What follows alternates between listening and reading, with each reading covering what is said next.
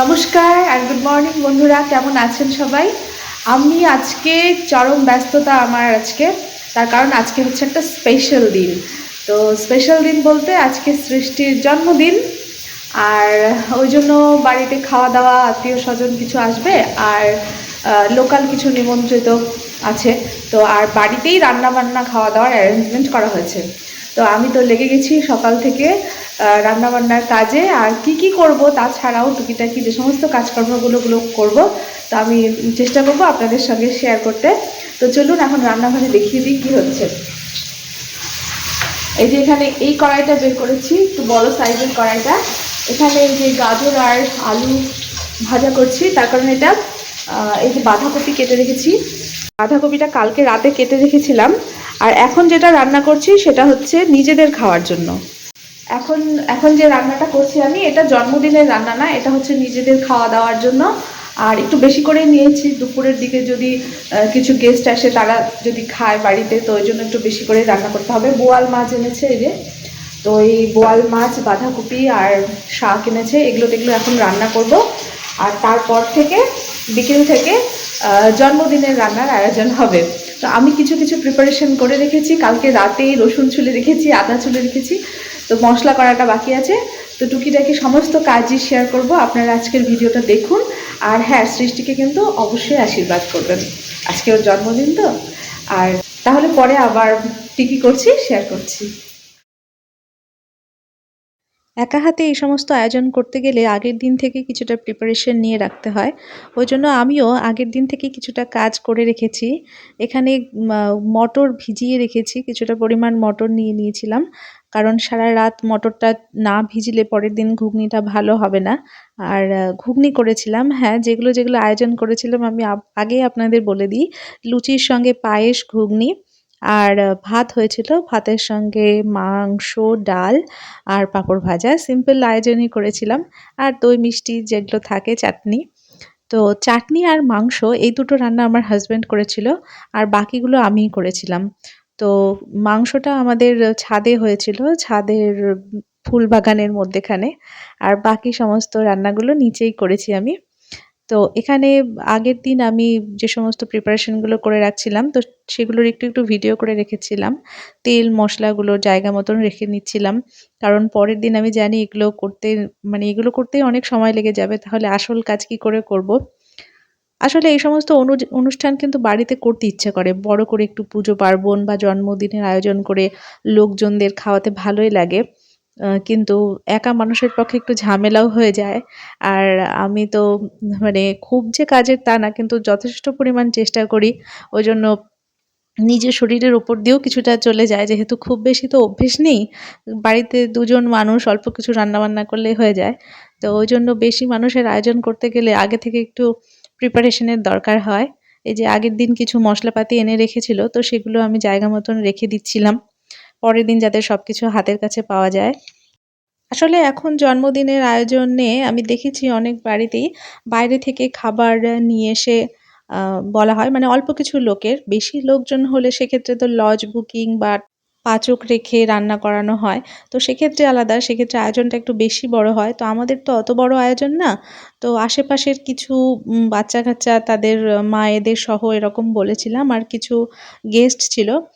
তো এইসব মিলে যাদের বলেছি তারা সবাই এসছিল। ওইজন্য আমার তো খুব খুশি, মানে খুবই খুশি হয়েছিলাম আমি যে সবাই এসছিল সৃষ্টির জন্মদিনে। তবে যতটুকু আয়োজন করেছিলাম সবকিছু ঠিকঠাক হয়ে গেছে। কিন্তু ওই যে বললাম, একা মানুষের পক্ষে একটু চাপের হয়ে যায়। ওইজন্য আমি আগের দিন কিছুটা কাজ করে রেখেছিলাম। এই যে এখানে আদাগুলো আগের দিন ছুলে পিস করে রেখেছিলাম, রসুন ছাড়িয়ে রেখেছিলাম। তো পরের দিন এগুলো আমি এখন পেস্ট করে নিচ্ছি। আমাদের নিজেদের রান্না খাওয়াও হয়ে গেছে। তো সেগুলো একটু বেশি করে রেখেছি। কারণ গেস্ট আসবে বললাম, তারা যদি খায় একটু আগে এসে দুপুরের খাবারটা খেয়ে নেয়। কারণ রাতের জন্মদিনের খাবার খেতে তো অনেক দেরি হয়ে যাবে। তো ওইজন্য বেশি করেই রান্না করেছি। আর এখানে এই যে আদা, জিরে একটার পর একটা আমি পেস্ট করে রাখতে শুরু করে দিয়েছি। আসলে সেইদিন জন্মদিনের দিন আ অনেক ব্যস্ততার মধ্যেই কেটেছে। যেরকমটা হয় যারা নিজেরা করেন তারা তো জানেনই। আর আমি তো একা। তো এখানে এই যে সমস্ত কিছু পেস্ট করে আমি আলাদা করে রেখে দিচ্ছি, যাতে রান্না করার সময় একদম ঠিকঠাক মতন খুঁজে পাই। রসুনগুলোও ছাড়িয়ে নিয়েছিলাম জন্য সুবিধা হয়েছিল। কালকে রাতে আমি আর হাসব্যান্ড বসে রসুনগুলো ছাড়িয়ে নিয়েছি। তাছাড়া এগুলো কাজ করতে তো অনেক সময় লাগে। আর একটা কথা, শুধু তো রান্নাঘরে থাকলে হবে না। সৃষ্টিকে রেডি করতে হবে। যার জন্মদিন তার প্রস্তুতিরও তো দরকার আছে। ওই যে দুই দিকে হাত পেতে বসে আছে। এখন ওকে নেল পালিশ পরিয়ে দিতে হবে। আর সন্ধ্যের পর থেকেই রেডি হওয়ার জন্য আবদার শুরু করে দিয়েছিল নতুন ড্রেস পরার জন্য। তো নতুন ড্রেসটা আমি একটু পরেই পরে দিয়েছি। আসলে রান্নাঘরে ব্যস্ততা, আবার ছাদে যেহেতু মাংস রান্না হচ্ছিল, ওখানেও তেল মশলাগুলো আবার বারবার করে সিঁড়ি দিয়ে নিয়ে আসা নিয়ে যাওয়া, আবার নিচের রান্না দেখা, আর এর মধ্যে গেস্টরাও চলে এসেছিল। ১ম দিকে ভেবেছিলাম খুব ভালো করে ভিডিও করব। মানে এখন হয় না যে কত সুন্দর করে জন্মদিনের ভিডিও করে, মায়েরা কত সুন্দর রেডি হয়। বিশেষ করে যেকোনো প্রোগ্রামেই দেখবেন এখন বাড়ির মহিলারা খুব সুন্দর করে নিজেদেরকে রেডি রাখে। তো আমি ভেবেছিলাম আমার মেয়ের জন্মদিনে আমিও একটু সুন্দর করে রেডি হয়ে বসে থাকব। কিন্তু সেটার আর উপায় ছিল না। এই যে আগের দিন যে মটর গুলো ভিজিয়ে রেখেছিলাম, ওগুলো আবার প্রেশার কুকারে দিয়ে দিয়েছিলাম সিটির জন্য। আর এখানে আমি সবজি কাটতে বসেছি, তো মানে পেঁয়াজ কাটতে বসেছি। আমার মেয়ে ক্যামেরা করে দিচ্ছে। সৃষ্টিকেই বললাম যে, "তুই একটু ক্যামেরা ধরে দে তো।" কারণ আমার তো ক্যামেরাম্যান, কোনো এক্সট্রা ক্যামেরাম্যান নেই যে আমাকে ভিডিও করে দেবে। আর এই যে বোনের মেয়ে এসছে মায়ের সঙ্গে। মাই এসছিল শুধু ওই বোনের মেয়েকে সঙ্গে নিয়ে। তো বিকেলের দিকে মা এসে পৌঁছেছে। আর শ্বশুরবাড়ি থেকে কেউ আসতে পারেনি। ওরা খুব ব্যস্ত আছে, ওইজন্যই আসতে পারেনি। তবে যারা আসতে পারেনি তারাও দূর থেকে আশীর্বাদ পাঠিয়েছে। তো সবসময় তাদের আশীর্বাদ সৃষ্টির উপরে যেন থাকে, আর সেই সঙ্গে আপনারাও কিন্তু আশীর্বাদ করবেন। আজকে ওর জন্মদিন বলে কথা। এই যে ঘুগনিটা আমি তারপরে রান্না করতে শুরু করে দিয়েছি। দুপুরের দিকটাতে একটু তাও ক্যামেরা করতে পেরেছিলাম। ভেবেছিলাম যে যেগুলোই রান্না করি একটু করে শেয়ার করব। ঘুগনিটা হয়ে গেছিল। তারপরে আবার দুধ জাল করে পায়েসও করতে নিয়েছিলাম। কিন্তু তারপর যত মানে বিকেলটা পেরিয়ে যেতে লাগলো, তখন তো আমি মোবাইল কোথায় রেখেছিলাম আমি নিজেই জানি না। এত ব্যস্ততা। আর লোকজনও একটু করে আসতে শুরু করে দিয়েছিল। বিশেষ করে এই যে গেস্ট, আমার বান্ধবী এসেছিল ২ জন। এই বান্ধবী এসেছিল আলিপুরদুয়ার থেকে, আর একজন বান্ধবী এসেছিল বালুরঘাট থেকে। আমি যখন ওদের বাংলোতে গেছিলাম, আমার আলিপুরদুয়ারের বন্ধুর বাড়িতে, তখনও শেয়ার করেছি। আর এই বালুরঘাটের বান্ধবীর বাড়িতেও যখন গেছিলাম, তখনও একটা ভিডিওতে শেয়ার করেছি। কিন্তু হয়তো অনেকে দেখেছেন, অনেকে দেখেননি। তো ওরা দুজনে আসাতে আমি খুব খুশি। কারণ এরা আমার বেস্ট ফ্রেন্ডস। তো এরা যেকোনোভাবেই সময় করে সৃষ্টির জন্মদিন উপলক্ষে আমাদের বাড়িতে এসেছে।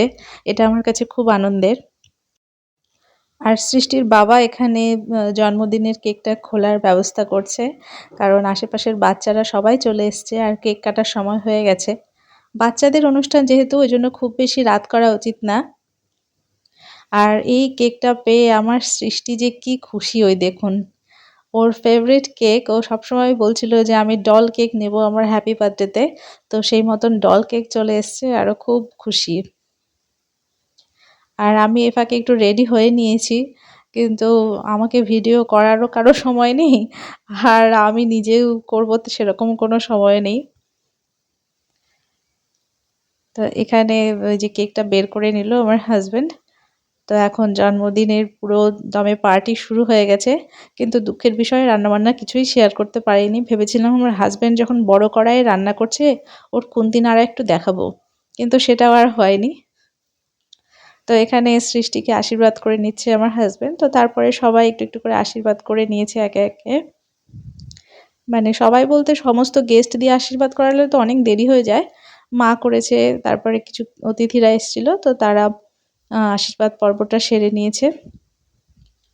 আর সৃষ্টি তো কেকের ক্রিম বেশি ভালোবাসে। এই দই মিষ্টি তবু আজকে তো মুখে নিচ্ছে, অন্যদিন তো এই সমস্ত মিষ্টি পায়েস খেতেই চায় না। ও হয়তো মনে ভাবছে যে কতক্ষণে কেক কাটা হবে আর কেকের ক্রিমটা খাবে বেছে। কেক কিন্তু আবার খাবে না। আমার কাজকর্ম নিয়ে সারাদিন অনেক ব্যস্ততার মধ্যে কাটলেও শেষমেশ দিনটা খুব ভালো কাটিয়েছি। আর লোকজনও সবাই এসেছিল। এবার আমি এলাম এখানে, আর একটু ক্যামেরার সামনেও কোন ভাগ্য করে আসতে পারলাম। কারণ ওই বিকেলের পর থেকে আর ক্যামেরার সামনে আসতে পারিনি। তো সৃষ্টিকে এখানে আশীর্বাদ করে নিচ্ছি। সন্তানের উপরে বাবা-মায়ের আশীর্বাদ সবসময়ই থাকে। তবুও জন্মদিন একটা বিশেষ দিন।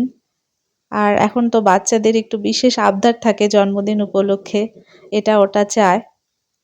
এই গিফট হতে হবে, ওই গিফট হতে হবে বা কেকটা কেমন হতে হবে। তো সেরকম আর অন্যের জন্মদিনে যেহেতু সেটা দেখে, ওটা নিজের জন্মদিনেও ভাবে যে আমার জন্মদিনটাও এরকম হবে।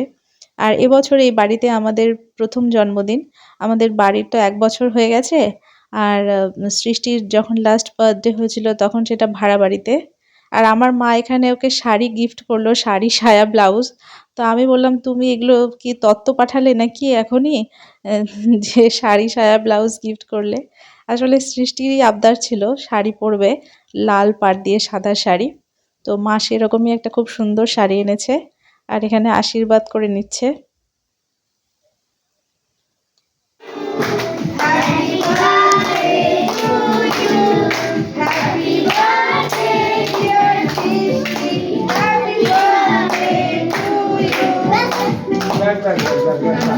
কেক, একটু কেক খায় না।